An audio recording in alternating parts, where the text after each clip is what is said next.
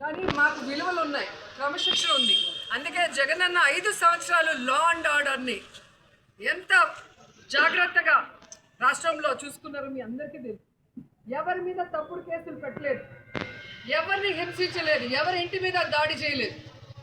కానీ మీరు చేస్తున్నది ఏంటి? రెచ్చగొట్టే దారిలో ఈరోజు ఆడవాళ్ళు ఉన్నారు ఇంట్లో.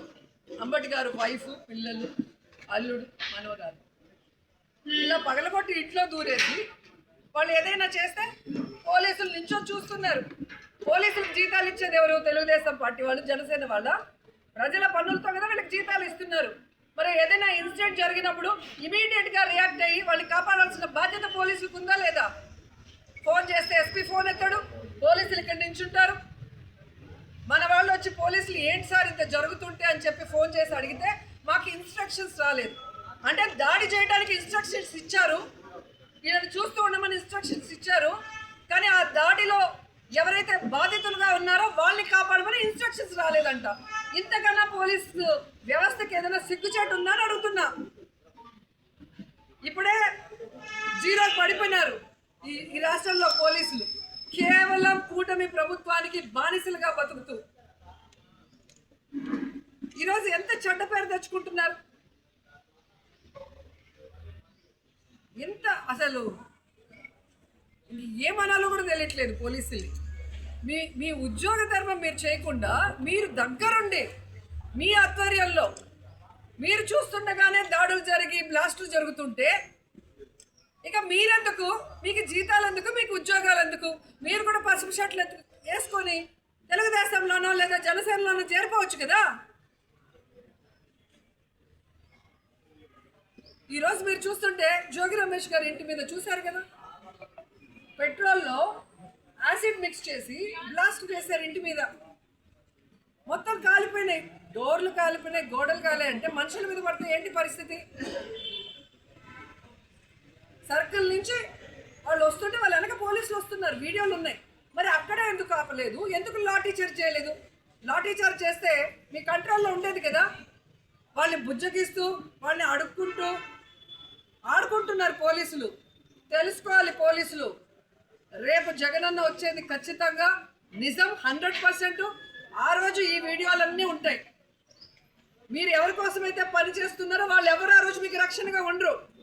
న్యాయస్థానం ముందు మీరు దోషులుగా నిలబడి మీ జీవితాలు నాశనం అయిపోతాయన్న విషయం మీరు తెలుసుకోవాలి. ప్రతిదీ వీడియో ఉంది, ప్రతిదీ వీడియో ఉంది. ప్రతి పోలీసు, ప్రతి తెలుగుదేశం వాడు, ప్రతి జనసేన వాడు ఏం చేశాడో అన్ని వీడియోలో రికార్డ్ అయి ఉన్నాయి. కాబట్టి అది తెలుసుకొని మీరు ముందుకు వెళ్తే మంచిది. యాక్చువల్గా 307 పెట్టాలి సార్ ఐపీసీ.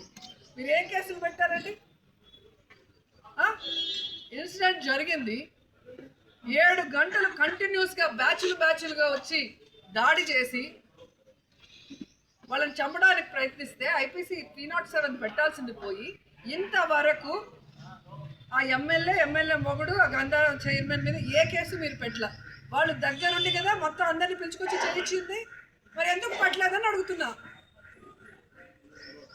అక్కడేమో కేసు నేను చిన్న ఆయన మనుషులు, ఆ ఫోటోలు వీడియోలు చూస్తే మీకే అర్థమవుతుంది. ఆయనతో ఉన్న వాళ్ళు చిల్లర కేసులు పెట్టడం, స్టేషన్ బెయిల్ ఇచ్చి పంపించేయడం.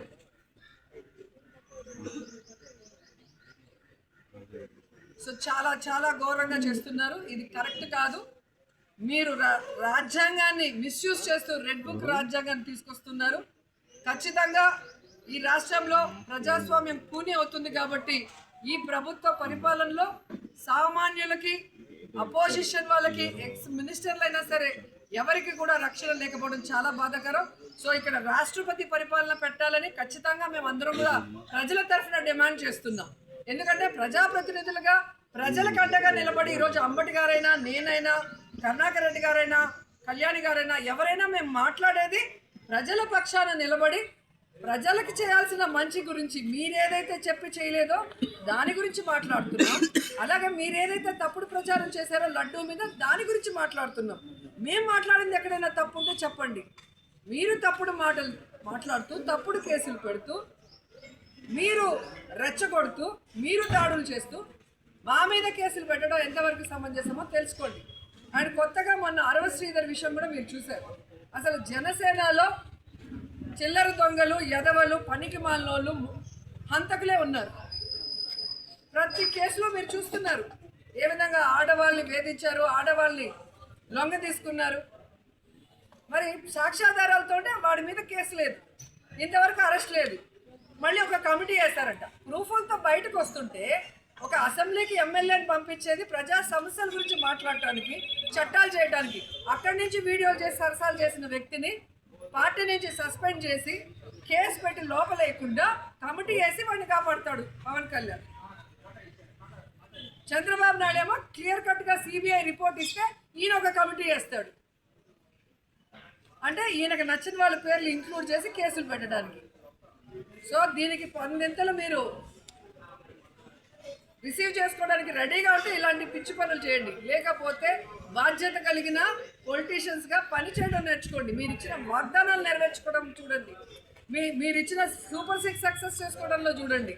అంతేగాని నాయకుల్ని భయపెట్టాలి అంటే భయపడే వాళ్ళు వైఎస్ఆర్సీపీలో ఎవ్వరూ లేరు. మా నాయకుడు, దమ్మున్న నాయకుడు జగన్మోహన్ రెడ్డి గారు. ఆయన ఉన్నంత వరకు ఆయన వెనక మేము ప్రాణాలు ఇవ్వటానికైనా సిద్ధం. ప్రజలకు ఒక కష్టం అంటే జగనన్న ఎప్పుడు ముందుంటాడు.